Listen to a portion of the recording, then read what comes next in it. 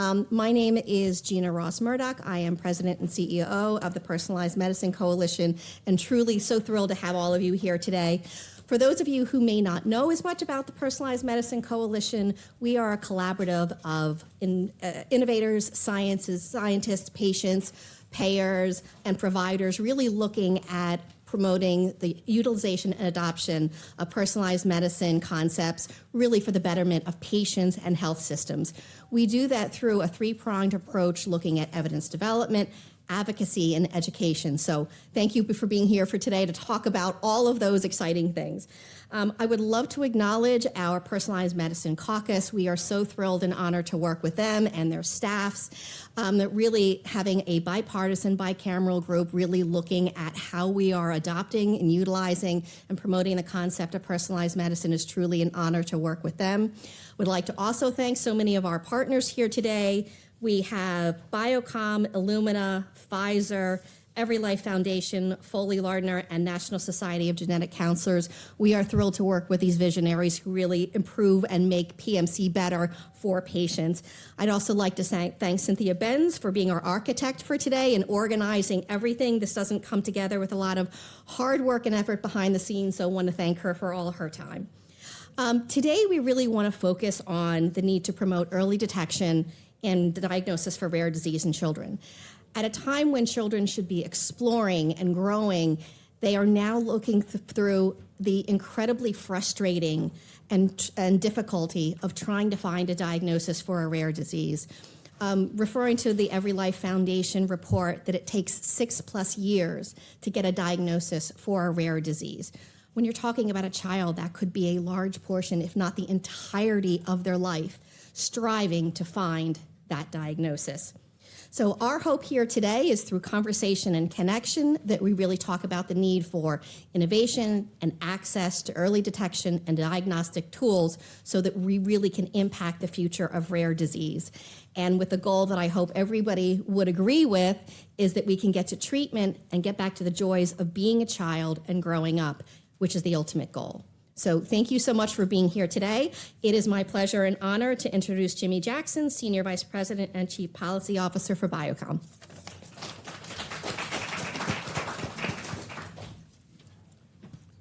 Good afternoon, and Gina, I want to thank you and PMC for the partnership that you've brought Biocom into in hosting this afternoon's session today. For those of you who are unfamiliar with Biocom, we are the largest life science association at least in the country and probably the world, with almost 1,800 members.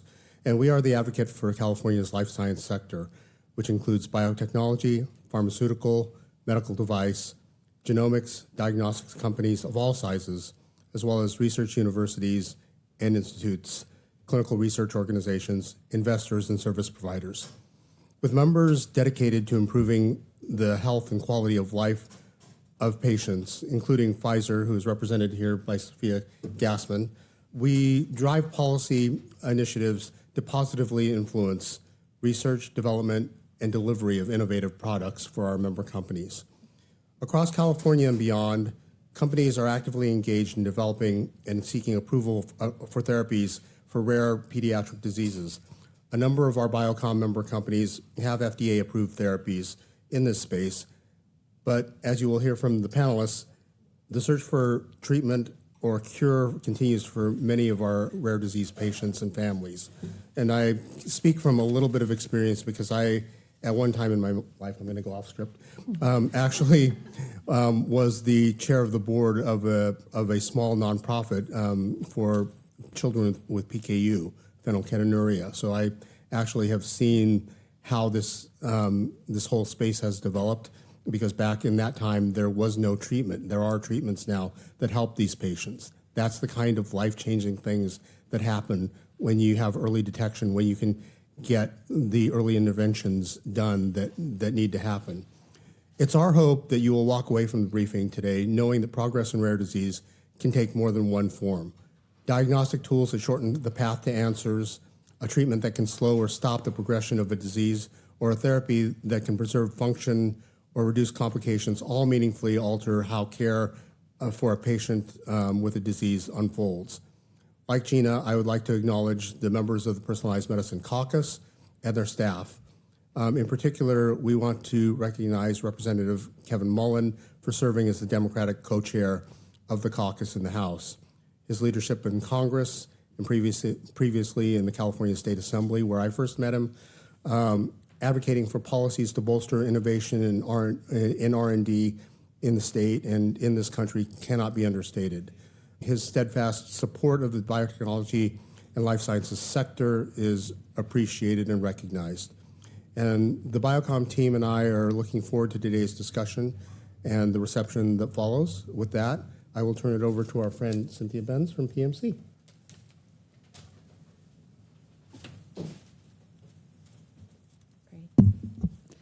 Thanks, Gina and Jimmy. Really appreciate your welcomes. For those of you who I haven't had the pleasure of meeting yet, I'm Cynthia Benz, and I serve as the Senior Vice President of Public Policy at the Personalized Medicine Coalition. I am just going to give a brief overview of the Congressional Personalized Medicine Caucus. I know that some of you are here from congressional offices, and your boss may not be a member yet, but just for a bit of history, the caucus was actually founded in 2019. It was started because there was really no single place where members and staff could get together to consider personalized medicine, from diagnostic to treatment to integration of care delivery in the context of health policies. We at PMC fervently believe that it's the answer to many problems with the healthcare system. So we were really fortunate that the caucus launched in 2020 in a bipartisan, bicameral fashion. It still remains that way today. And if your boss is not currently a member of the caucus, we would love to have a conversation with you about that, because we would really love to work with you. When we first started organizing this briefing, it was with the expectation that Congress would be in session. Unfortunately, that turned out not to be the case. So we have some welcome videos from both of our caucus co-chairs that I will hopefully be able to play for you. And afterwards, I'll kick off the briefing, but bear with me, please. We did not have sound earlier, so. Okay. Hi, everyone. It's Congressman John Molinar. As co-chair of the Congressional Personalized Medicine Caucus, I've taken a strong interest in how personalized medicine can deliver more practical and effective care for patients. Personalized medicine allows for care that is tailored to the individual, helping medical professionals get to the root of a problem faster. For families in my home state of Michigan, that can mean the difference between years of uncertainty and rapidly diagnosing an issue. For patients with rare diseases, personalized medicine offers a better chance of getting a clear diagnosis and creates new opportunities to develop therapeutics for conditions that are medically difficult to diagnose or treat. My work in Congress as an appropriator gives me a direct role in supporting the research and innovation that drive personalized medicine, including the funding for the National Institutes of Health and other key health programs. I'm focused on advanced cutting-edge medical research, improving access to new diagnostics and treatments, and ensuring patients benefit from individualized care. Personalized medicine changes how we think about healthcare and what we can deliver for patients.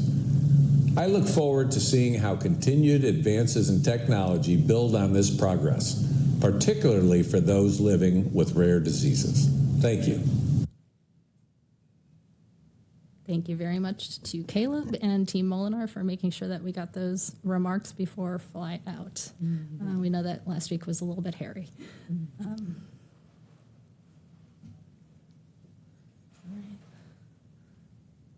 Thank you all for joining today's briefing, hosted by the Personalized Medicine Coalition and Personalized Medicine Caucus. I wish I could be there in person. I'm Congressman Kevin Mullen, and I'm proud to be co-chair of the caucus alongside my colleague John Molinar. I would like to specifically thank Gina Ross Murdoch, the president and CEO of the Personalized Medicine Coalition, for bringing everyone together today.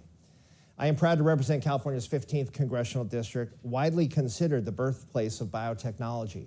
Every day, my constituents are on the front lines of innovation, developing the next generation of personalized medicine, from cutting-edge disease diagnostics to life-saving treatments. Like so many things in healthcare, personalized medicine can sound complicated, but at its core, it's simple. It just means healthcare that's catered to you, with treatments designed around a patient's specific diagnosis and individual needs. However, that is not the basis of thinking for the majority of healthcare. More often, doctors rely on standardized one-size-fits-all approaches based on historical and clinical knowledge of patients, diseases, and therapeutics to guide treatment decisions. And while that approach works well, more complex conditions can be more efficiently treated with personalized medicine. The first step is ensuring patients have an accurate diagnosis so doctors know exactly what they're treating. Too often, individuals living with rare diseases can go years between the appearance of symptoms and finally receiving a diagnosis. We need to close this time gap by expanding access to diagnostic tools like gene sequencing. That's why I'm proud to co-lead the Genomic Answers for Children's Health Act, a bill that would require Medicaid coverage of whole genome and whole exome sequencing for children with a suspected rare disease or genetic disorder. Because getting accurate answers sooner means patients can receive the right care at the right time. The next step is utilizing tailored treatments to meet the specific needs of each patient. Advancements in gene and targeted therapies are only scratching the surface of how we treat so many rare diseases and cancers. And as researchers continue to push the boundaries of innovation, more and more patients are gaining access to these life-changing treatments. I'm proud to co-chair this caucus as we continue educating Congress on the impacts personalized medicine is having on patients' lives. And I will continue to advocate in Congress to ensure patients have timely access to diagnostics and treatments. Thank you.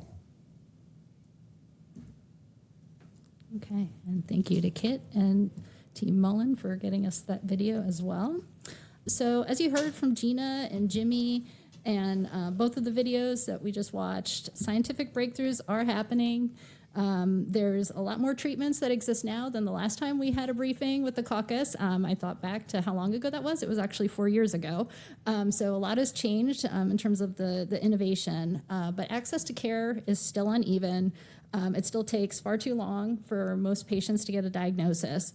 And there are treatments for more rare diseases, but there are many more that we still need treatment access to. So this expert panel that we have here today, who I'm now going to turn it over to introduce themselves, they're going to let us know what they think and their informed view of everything going on in the rare disease space and what we can do together collectively to change that. So with that, I will turn it over to Jamie to introduce herself. Hi, everyone. I'm Jamie Sullivan. I am the Senior Vice President of Policy and Advocacy with the Every Life Foundation for Rare Diseases. Every Life Foundation is a patient advocacy organization focused on policy issues that are really at the core of rare disease systems. So making sure our systems work for our patient communities, whether that be in diagnostics, in regulatory and therapy development, and then making sure that there's access to care. We focus a lot on driving evidence, so a little bit later we'll talk about some of the evidence in the diagnostic odyssey that we have been working on. And I guess to what do we think of all the things that are going on in rare disease?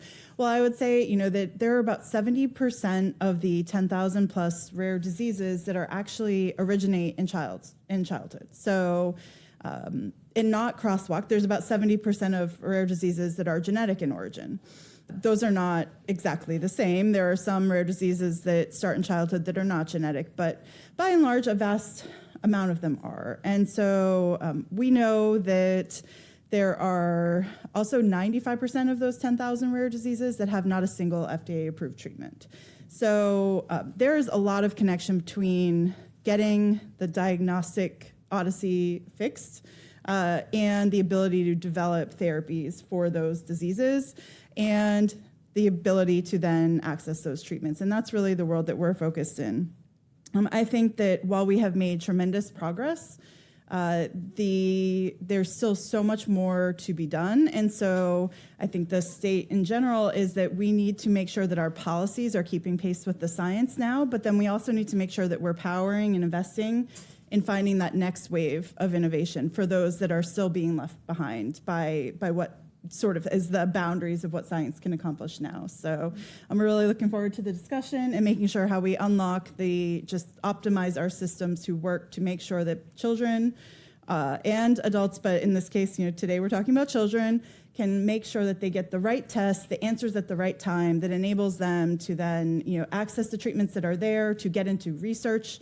So many rare diseases require early intervention in order to be effective treatment-wise, and we know that we can do better than we're doing now, and that there are ways that with what we have now, we can make improvements while we power and discover more innovation for the future. Great. Hi there. Jenny Healy, Vice President of Illumina's U.S. Government Affairs and Market Access. I joined Illumina just in December, but have been a longtime healthcare policy advocate and worked up on the Hill here. So thank you for coming in a recess at 4 o'clock. That's very fantastic. We really appreciate it.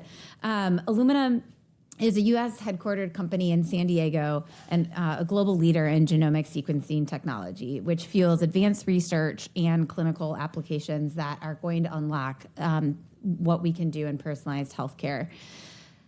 Genomic advances accelerate the ability of researchers to identify the genes underlying rare genetic diseases, as we were just talking about. But we have made tremendous progress. When the Human Genome Project began in 1990, there were only 61 rare human genetic diseases for which the mutated gene was known. But today that number is over 6,000. And so as we were just hearing, the idea, the potential for getting the diagnosis to lead to treatments and therapy is just boundless.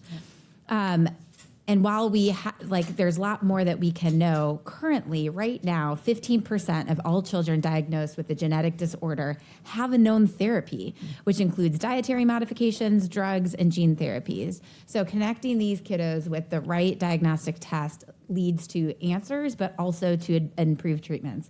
One example I heard early on when I started at Illumina was of a kiddo that was failing to thrive. And so there were lots of regular tests that were given, no answers found, continuing to fail to thrive, organ failure on the horizon, added to transplant list. Finally, the hospital that they were at did a genetic test to do genomic sequencing, and it was a rare food allergy. Oh.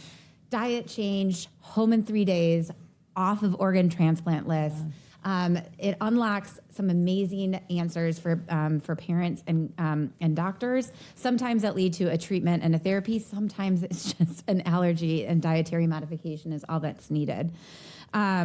Similar progress is being made in cancer genomics as well. Genomic testing has become mainstream in oncology.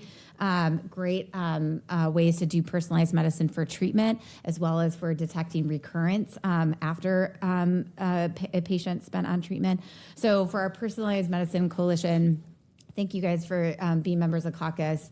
If your members aren't yet, we'd love to talk to you more, because access to reliable sequencing really does hold a great promise that helps patients and their families with precise diagnosis, leads to known therapies and possible treatments and cures as well. And we'll talk a little bit more later about some of the evidence that talks about how this diagnostic odyssey and what these kiddos and patients, parents go through, how this helps that too. So thank you for the invitation to be here. Absolutely. All right. Hi, I'm Sophia Gassman. I'm part of Pfizer, the pharmaceutical company's policy and public affairs team. And in my role, I sit between the intersection of policy and science. So I really help to translate our innovations to ensure that there's a strong policy environment so ultimately patients get access to our therapies. I also serve on the board of a nonprofit organization, Parent Project Muscular Dystrophy. So really pleased to join you here today. And Cynthia, thank you for the invitation. So in reference to your question around the current state of rare disease care and treatment, I think we're sort of at an inflection point in terms of the science. As we've talked about, we've seen significant advances in genetic technologies, precision medicine, but at the same time, we recognize that there are still significant challenges in patient access. And I think both Jamie and Gina referenced the diagnostic odyssey that many rare disease patients and their families go through. Navigating fragmented healthcare systems, dealing with significant uncertainty, also recognizing that there's very limited numbers of specialists and providers, so oftentimes families will have to travel long distances to get access to care. And that's further compounded by sort of fragmented coverage, misaligned payment models, and the lack or limited adoption of personalized medicine approaches in pediatric care. So while I'm optimistic about the sort of path of personalized medicine, I think from a developer perspective, we really need to ensure that we have a strong infrastructure in place to ensure that once therapies are available, patients can ultimately get access to them. Carrie. Great. Hi. Thank you so much for having me. I really appreciate it. My name is Carrie Haverty. I'm a board certified and licensed genetic counselor. I am also president of the National Society of Genetic Counselors this year, and just really appreciate this topic and the chance to talk about it. Over the course of my 25-year career, the evolution of genetic testing and treatment options has dramatically changed. You can see that in the handout that's on your table, and lots of others have spoken about it.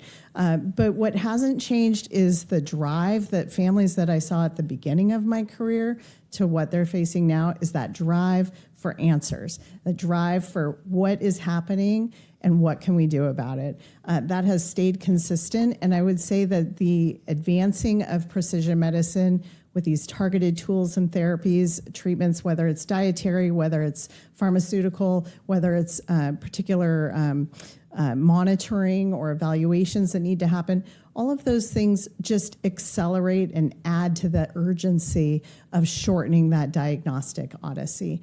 I was at a conference this weekend, actually, and was talking to a rep who was at a booth selling something unrelated to genetics, and she was asking me what I do. I said, I'm a genetic counselor, and she came around and hugged me because she said, 15 years ago, my daughter almost died because we couldn't get a diagnosis. She was 6 years old. They kept trying different things. I kept saying, this is wrong, there's something wrong, there's something wrong. Finally, a genetic counselor got us connected to the right people. We got the right testing, we got the right answers, and it was a dietary change that needed to happen. She had been put on exactly the wrong diet for her genetic condition, and now she's a thriving 20-year-old, who has a life, and can manage her condition. And it had such an impact on her just having access to the answers and the associated treatment. It just didn't save that girl's life, but really changed their whole family dynamic. And that's where genetic counselors come in. We can help provide that education and that support. And it's not just about understanding the technology and how sequencing works, but it's also about incorporating that information into their worldview, and how they care for their child, and also ultimately for the child themselves, how they view this themselves. And so critical part of the care team, but access is tough. And so that's one of the things that we advocate for as part of the National Society of Genetic Counselors, which represents, as a professional association, represents the over 8,000 genetic counselors working in the United States and Canada, and trying to improve that access as equitably and as quickly as possible, because we want to match that same urgency that these families have in trying to get to answers. Great. Thank you all so much. And the two things that I learned that I didn't know before from the prep call is, if you want more hugs, become a genetic counselor. And if we are having a briefing on this topic in 4 years, we should name it Personalized Medicine for Children. Kiddos. It should be kiddos. It resonates a lot more. So let's start with Jenny. You mentioned that Illumina has been working a lot on diagnostic tools to help clinicians identify undiagnosed and underdiagnosed diseases. But the value of diagnostics is something that we struggle as PMC to get across. And I know when we had our first briefing on this 4 years ago, we had just launched what was kind of a pivotal cost-effective analysis on genome sequencing and exome sequencing. But there has been a lot of work that you and others have done to show the value of sequencing to help tell that story. So can you talk a little bit about where the gaps are that have been filled, and also what you all are thinking about in terms of how you can get these better integrated into care? Absolutely. it is quite amazing, right? These are great stories, and they hit home to the families who are impacted by them. But as you all know, working in Congress, payers like to have more information than that, than the feel-good story and the hugs that sometimes come with them. And so what we've been working really hard on, and the other team that I lead is our market access team in the U.S. here for Illumina, to talk about what are the real-world implications of the diagnostic odyssey that these parents and kiddos go through when they are trying to find an answer. And so there's been great work that's done that's quantified what that has meant. And so just this year, actually, there was some analysis presented at the ACMG conference this year called Saves Kids. And they found, and they looked at what was the impact of healthcare costs for kids getting genomic and exome early intervention. And what they were able to find is that with kids with suspected genetic conditions, early intervention for exome or genetic sequencing, 61% reduced initial healthcare costs. 61% reduced, right? For y'all up here, I almost said us, I do not work up here anymore. But for y'all up here, that is like one of the things that you're always looking at. Like, how do you not just improve health outcomes, but what does that impact to the healthcare system? For epilepsy in particular, for kids that eventually got an epilepsy diagnosis through the early intervention, it was a savings of $80,000. This comes because you're getting a reduce of unnecessary tests, reduced hospitalizations, ER, faster to targeted treatment, right? So the dietary examples that I gave, right? Saving transplants, right? Those are not small costs to the healthcare system, not mention what it does to the families. But one of the gaps we're working on this year is to look at not just the impact on kids, but as some of us have already talked about, it's the whole family. When they're having a child who they don't know what the answers are, but they know something is wrong, it impacts the entire family. And so we're working with partners on filling in those gaps of that information, because the insurers and the payers, they cover the entire family, right? So it's not just the savings that that the healthcare system and the family sees when they finally get the answers for their kids, but it's also what it means for them on missed days at work, maybe a parent having to stop work, what it means to their other children, and what that might mean for reduced diet, right? And all of those, when you're not paying attention to yourself because your child is sick, right? There are health implications to that as well. And so we're looking and working with some of our partners on pulling some of that evidence and information together too. Again, to go back to the payers to say, hey, you guys cover the whole family, and there is increased cost to the entire family as we're going through this, as they go through that 6-year diagnostic odyssey. So early intervention helps them, but also saves you money. Right. Thanks. And I'm actually going to jump to Jamie because you have done a ton of work and you're really at the forefront of education and advocacy around the diagnostic odyssey. Can you talk a little bit more about how you guys have been spotlighting the diagnostic odyssey and how you're forcing policymakers to act just by demonstrating where the gaps are? Yeah, sure. You want me to put that up? Yeah, sure. That's Okay. great. So this is a very busy slide, but I'll kind of walk you through it. So we, in 2020, conducted, we're thinking about what do we need, what evidence do we need to make rare disease, a true public health priority, because rare in total, is affecting probably over 30 million individuals, plus the whole family around those individuals. And, there is a real challenge in collecting data about rare and aggregate. And while the individual diseases may have some unique needs, there are systems issues that affect all, across those 30 million individuals that we know we can make progress in. And so we set out to try and collect some evidence on how is rare disease impacting Americans. And we asked, so we did 2 parts. We asked, and this actually was something that COVID helped in a way because people had a lot of time to fill out this survey. We asked families to come to the computer with their tax records, their financial records, and to tell us about their experiences, most importantly, their expenses related to rare diseases, and to tell us a little bit about how long did it take to get a diagnosis after symptoms first appeared, how many medical encounters did you have other unanticipated experiences like having to go out of state for travel, for example. And so what we found from that work was that we were able to then pair it with a claims analysis in commercial Medicare and Medicaid data.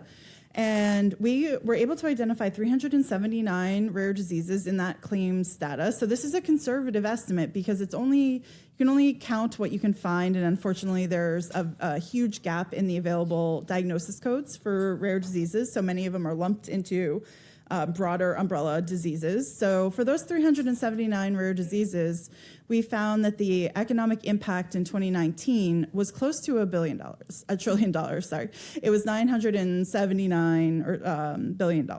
And that was pretty staggering in and of itself. But one of the findings that I think shook us most was the info we learned about the diagnostic odyssey that patients and families were going through. And so we decided to do a follow-up study. And we created, with an advisory group across the community, 7 different rare diseases, both pediatric and adult onset rare diseases. And we modeled what their diagnostic journey looks like. And we were able to then look also in claims data and identify what was the avoidable cost of a delayed diagnosis versus those diseases that had, those experiences that had more timely diagnosis. So we know that diagnostic odyssey can be eliminated for some through programs like newborn screening, but that's not maybe right for everyone, for every disease. It's a public health program. We have very specific criteria. So we also modeled diseases that weren't a part of newborn screening, things like Wilson's disease or generalized myasthenia gravis that may be found later on. And what we found is sort of in this stopwatch that you see here, we found that every minute matters, that on average across those 7 diseases, the avoidable per person cost was $220,000, but across those 7 diseases, it ranged from $86,000 all the way up to $517,000 per person. So depending on their circumstances in the disease, there was quite a range, but those are still pretty staggering numbers. But most importantly, what that economic, benefit or economic cost translates to are all of these little dots in the stopwatch. On the right, you see what we would expect in a more timely diagnosis and the pre-diagnosis, time of diagnosis, and post-diagnosis stage versus what is occurring in a delayed diagnosis. And each one of those little dots, the diamonds are other diagnosis they may have received before. The circles are testing and procedures that they had to go through. The triangles are medical events that have happened during this diagnostic odyssey period. The stars are specialists that they had to go see. And the squares are treatments and supporting therapies that they might have been put on. And so, it's pretty clear when we look at the density of both sides of the stopwatch that not only are we experiencing costs, we're putting our kids and our families through unnecessary testing, procedures, causing irreversible health impacts in many cases. And so our hope in collecting this data is to pair it with, some of the more specific data that Jenny mentioned and some of the data that's being collected at a state level to show the health benefits of early intervention and the ability for our genomic technologies to create answers earlier on so that we can get more children to this right side rather than the left side, not only saving money but really improving lives. And we know that there's different policy levers for different circumstances that are needed. It's not a one answer will solve all of it. But we know that with the right data, with the right information, and bringing out these stories, we hope that we can move policy both at the state level and here in Congress. It's amazing. And Safia, we did talk about hopefully getting to that right side of the stopwatch to timelier diagnosis. And where you're at Pfizer, you have a unique perspective on sort of the landscape of some of the work that's being done in treatment development, but also some of the barriers that are created to patients accessing treatments once they're developed. So from your perspective, what's Pfizer involved in? What is going on in the landscape that you can speak to? And why is it so imperative that we get to a timelier diagnosis? Yeah, sure. So at Pfizer, we look holistically across the rare disease ecosystem. So upstream with sort of the research and development space and then downstream on patient access. So from a development perspective, we at Pfizer are exploring precision approaches to rare disease treatments in the hematology, cardiology, and endocrine space. And then further downstream, which is where my work comes into play, is working across stakeholders to really understand where there are gaps in care to help shape a strong policy environment, again, to ensure that patients get access to our treatments once they become available. So in reference to your question around diagnostic barriers, I see that as the most important when we think about it from a rare disease perspective. We really do recognize that long diagnostic journey that many patients go across. But if we think about it from a development perspective, we recognize that some of these diagnostic barriers pose significant challenges into our understanding of prevalence or natural history of the disease. It poses challenges in our identification of the appropriate patients for our clinical trials. And more importantly, I think overall, it poses challenges to the overall evidence generation in terms of bringing a new therapy to the market. And that's just on the development side. If we think about patient access, once a therapy is on the market, we often see challenges in patients actually getting treatments to them. And this particular challenge can relate to patients not being diagnosed appropriately, missing that time-critical window for treatment, and ultimately getting access to the care that they need. And I think we talked a little bit about what this potentially means from an implications perspective. We recognize the significant emotional, physical burdens on families and patients. But as Jamie just mentioned, there's also a cost associated with inefficient care. So I think there are some potential solutions to address some of those diagnostic barriers, whether it's through expanded genetic screening, better integration of personalized medicine approaches into pediatric care, but most importantly, ensuring that we are coordinating care across the continuum. I think that generally speaking, we need to have this aligned across diagnosis, care, and treatment in order for more effective treatments to get into the hands of patients. Yeah. It's wonderful. And to really drive home the point of how broad and important different clinicians are to a patient's care team, Carrie, can you let us know a little bit about how genetic counselors fit into care from the diagnosis standpoint all the way to helping to coordinate care for families? Yeah, I mean, as demonstrated by these wonderful panelists, the whole ecosystem is getting much more advanced and much more complicated. And that your last point was that critical aspect of how do we tie this all together. And the one unifying thing in all of this is the patient and their family. They're the ones that actually are on that journey all the way through. And we kind of dip in and out on different pieces of their journey. Maybe it's like when they get a genetic test, or maybe when they're seeing a particular specialist or what have you. And I think that's where I see a lot of value with genetic counseling in being along on that journey, because we may first engage with a patient and their family through newborn screening, or in the NICU, or through a medical genetics office, or through specialty clinics like cardiology or nephrology. I mean, there's a lot of different colored specialists. What were the specialist stars up there? Because people are bouncing around to try and get answers. And we have genetic counselors working in lots of different specialties, which is helpful there. The most expensive test is the one that wasn't needed.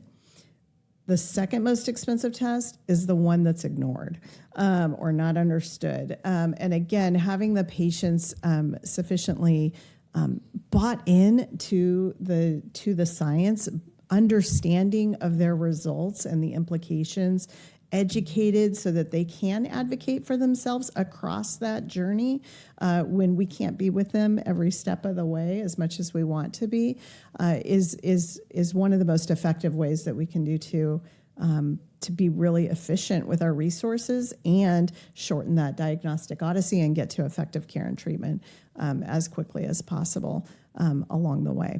So that's one of the focuses, of course, is we talk about access. Genetic counselors, while licensed in most states and board certified, are not actually recognized as clinicians able to bill for their services by CMS. So even though genetic counseling as a service is covered, it can't be performed by a genetic counselor. So that's one of our priorities, of course, is the Access to Genetic Counselor Services Act, and we really appreciate the support of Every Life and PMC and others who see the value of how these things all tie together in terms of continuing that journey in a way that enables the patients and their families to really understand this, incorporate the information, make good decisions for themselves, and really take advantage of all these amazing advances that have happened. It's really truly incredible. It kind of, I mean, it's very emotional when I think of how many patients I've had over the years who I just, it's like, I'm so sorry, and that's it, and there's not much more we can do. And now there's treatments. And who knows what it'll look like in 5 years. But if we can't get people access to not only the data and the science and the therapeutics, but the skills and understanding to take advantage of those advances, we're just not being very efficient with our resources, and that's not going to help our patients overall. Well said. And I think leads into the next question that we talked about. Some of the things that have been a common theme are challenges with integration and coordination of pediatric care for children with rare diseases. But, a big sort of underlying theme is the cost argument and, what we can do to ensure coverage and some of the other challenges with that. Can you all, just whoever wants to jump in first, speak to some of the access barriers that are created by the inequity of coverage for some of the diagnostic tests and treatments? I'll just say that, so we run our Community Congress network is our network that is full over 200 rare disease patient organizations, bio stakeholders. And when we do policy prioritization with them, access to genetic testing consistently ranks at the top, if not near the top, because of the connection to all of the other things we've talked about. And even, one that often goes underappreciated is just the connection to be able to prove that a therapy works and actually enroll a clinical trial, because for many pediatric rare diseases, the potential advances in science that would require intervening at very close to birth. And you can't do that when the age of diagnosis is so, there's even treatments that are out there where the age that the treatment is indicated for is actually before the age of average diagnosis. So by the time that child gets diagnosed, if they were able to get through clinical trials and actually have a treatment on the market, it's still by the time that child is diagnosed, they might be too old to even get the treatment.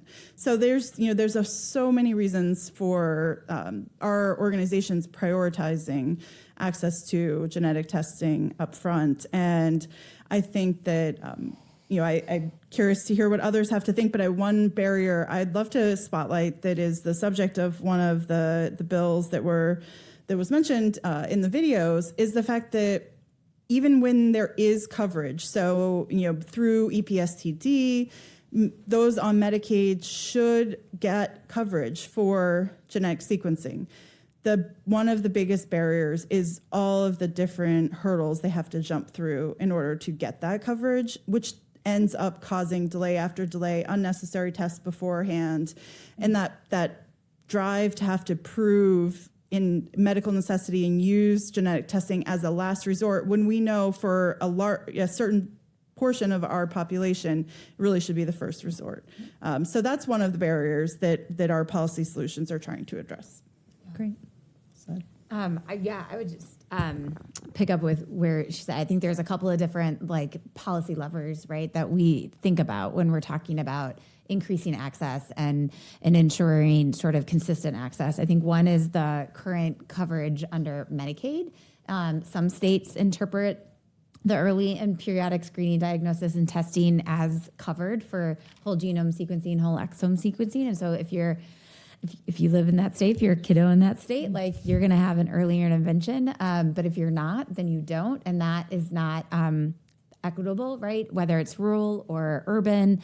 And so one of the things great to have Congressman Mullen mention it, there is a piece of legislation both on the House side and I think soon to be on the Senate side that would just clarify that it is a covered benefit under EPSDT, and therefore Medicaid programs can work on it. And as well as, in the appropriations process this year, some offices have talked about like maybe having sort of technical assistance dollars going to state Medicaid programs to help them understand how to cover it, how to get folks covered under it, because it is a clarification. Also, CMS might be able to do it without legislation. They can, but they won't. We've tried multiple administrations. So yeah. So also an opportunity to advocate within the administrative remedies as well. But also right now, Congress is talking to all the different parts of the healthcare ecosystem, right? You guys have hearings with payers, with providers, and I think it's one of these examples to talk about how early intervention and these diagnostic tests can save the healthcare system money as well as improve outcome for patients. And so there's different ways to provide that advocacy of the use of these testing in an appropriate way. And then providers. How do we help providers understand that this is the test that they should be asking for in the moments that it make a difference? And again, everyone's talked about the different stars and the different colors, right? And how do we help those associations with those specialties sort of disseminate this information that's meaningful at a time when the families need it? I would echo my colleagues here in terms of the inconsistent coverage of Medicaid for genetic testing. I also think, one thing to add is sort of the utilization management approaches that are being used, like prior auth as well. But I also wanted to bring in newborn screening and some of the sort of inefficiencies in the newborn screening processes. We know that there's still, from a federal perspective, challenges in the adoption of new conditions on the federal newborn screening list, the RUSP. There's variability across state newborn screening programs as well, and then, of course, coverage challenges. And so I think there's a lot of opportunities there to solve in terms of better evidence review from a sort of federal perspective, more timely adoption of conditions on states' newborn screening lists, and then, of course, more efficient and sort of coordinated review of coverage as well. Yeah, all great points. There is this really complicated chicken and the egg process between diagnostics and therapeutics. My day job is actually in Congressman Mullen's district in one of those biotech companies developing innovative new testing for predicting pregnancy complications. But so I've been in the diagnostics world for quite a bit, and it's hard because to get good therapeutics, you need to have good understanding of the biology and good diagnostics. To get the diagnostics paid for or reimbursed, you need to often demonstrate that there's some kind of therapy or intervention and the clinical utility that is associated with that. And so it becomes this push-pull complexity that kind of hurts everybody and helps nobody. So I think continuing to work together across these different silos, you've got diagnostic, you've got advocacy, you've got clinicians, you've got pharma and therapeutics.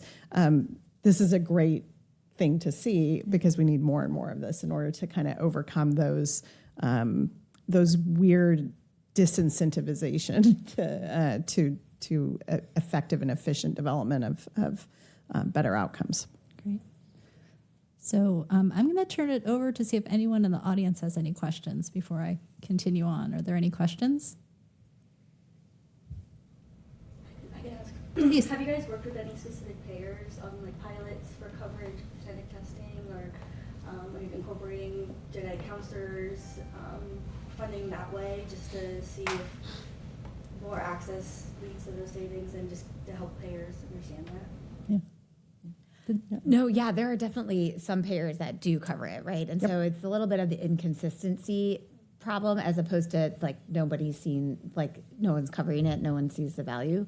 So it's a little bit of the inconsistency, but that's how we've been able to drive some of the, the data analysis is taking sort of the places where it has and then trying to show at scale it would be beneficial. And there are some efforts, there have been and there are some ongoing efforts at the state level to fund pilot programs that cover certain categories, either certain ages or certain care settings. So the original one was really the NICU 0 to 1 age range.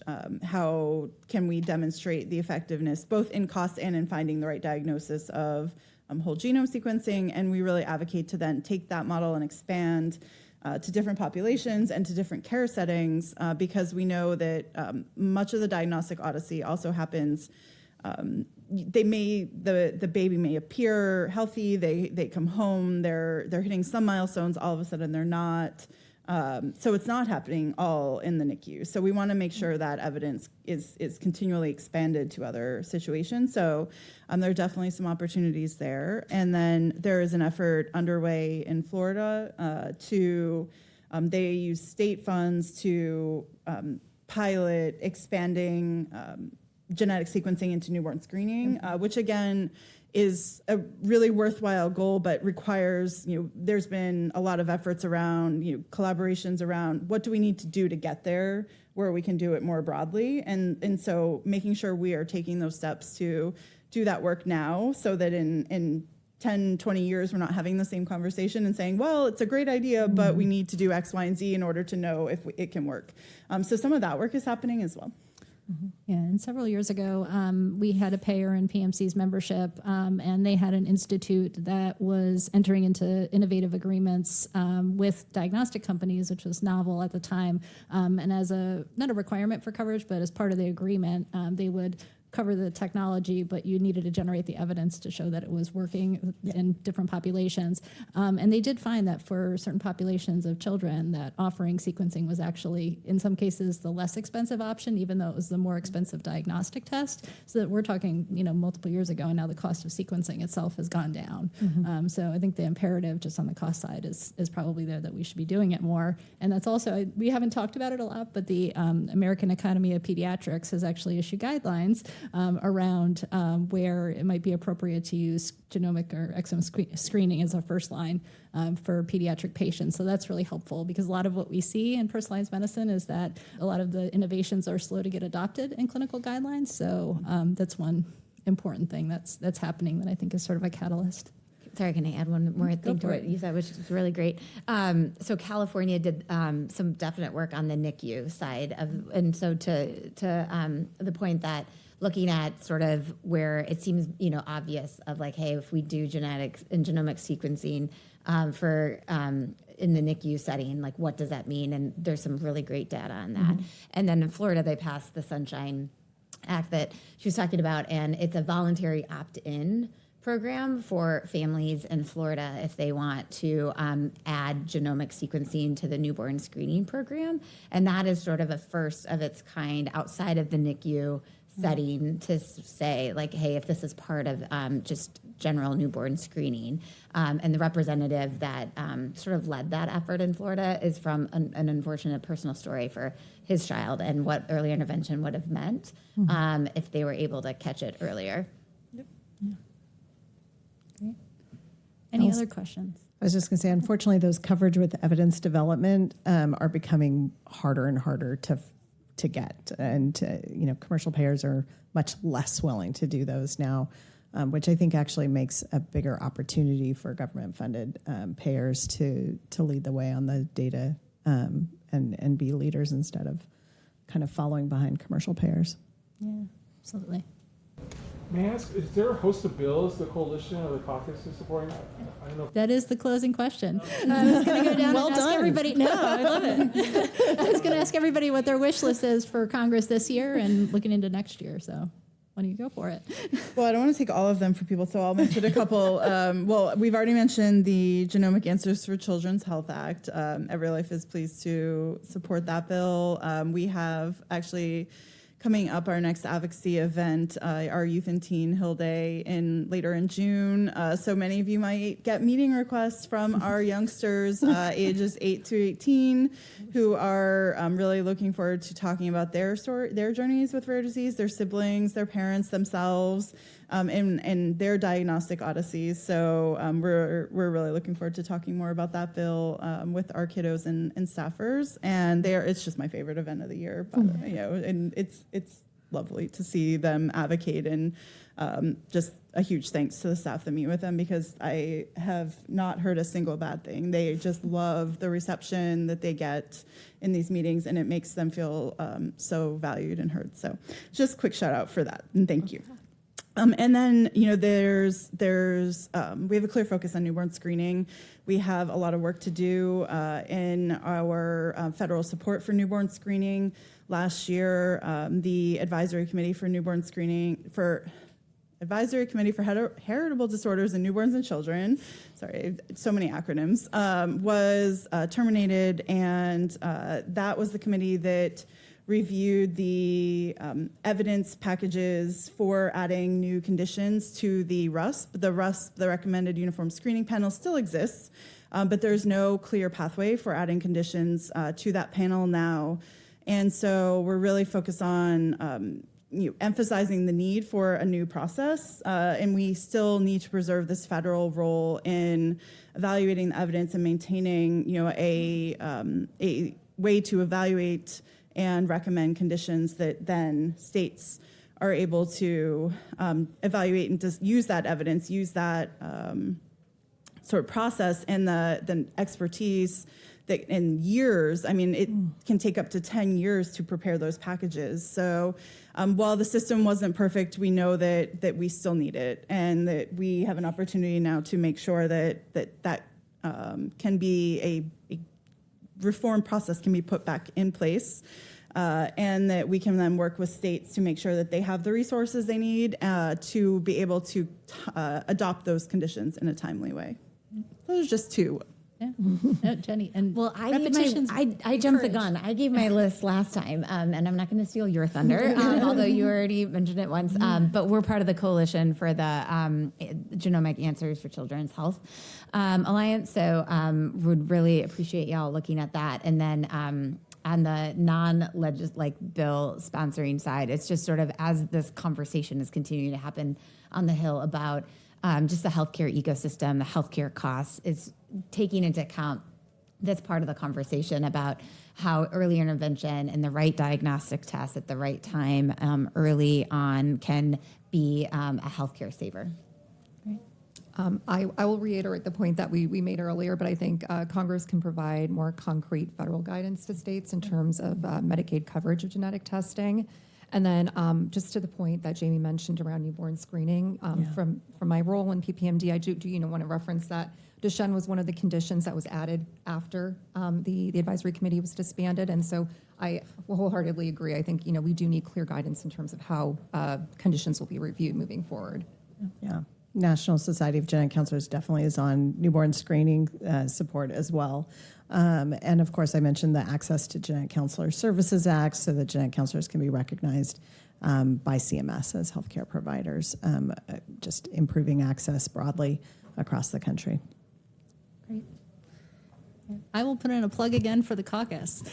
For those of you who have bosses that are not a member of the bipartisan, bicameral Congressional Personalized Medicine Caucus, encourage you to join. There's more information. The full roster is on PMC's website, and there's a handout on the table. I'm happy to speak with you more about it.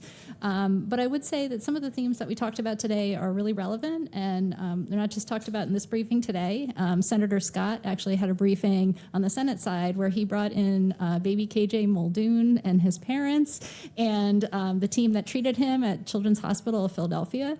And baby KJ was running around. It was the most adorable thing. But the one thing that was most striking to me that I think was not well covered in any of the media reports is they ended up at Children's Hospital of Philadelphia because his mother had complications with her pregnancy, and his father was a construction worker that's building a wing at CHOP, and they just so happened to end up at CHOP and get him sequenced for the condition that he was suffering from and put him on the path to treatment. They don't call it a cure, but you would never know that he had such a traumatic start to life. And so these conversations, you don't get to hear about them that much on the Hill. You read the same things that we do, but briefings like that are really impactful and meaningful, but it shouldn't be happenstance that kids are getting diagnosed and treated that way. It should be a reality for everybody. So you all can play a part in that. So thank you all for being here. And please join me in thanking the panelists for their preparation.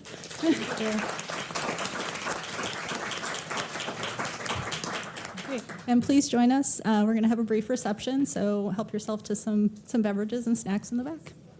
Thank you. Thanks, guys.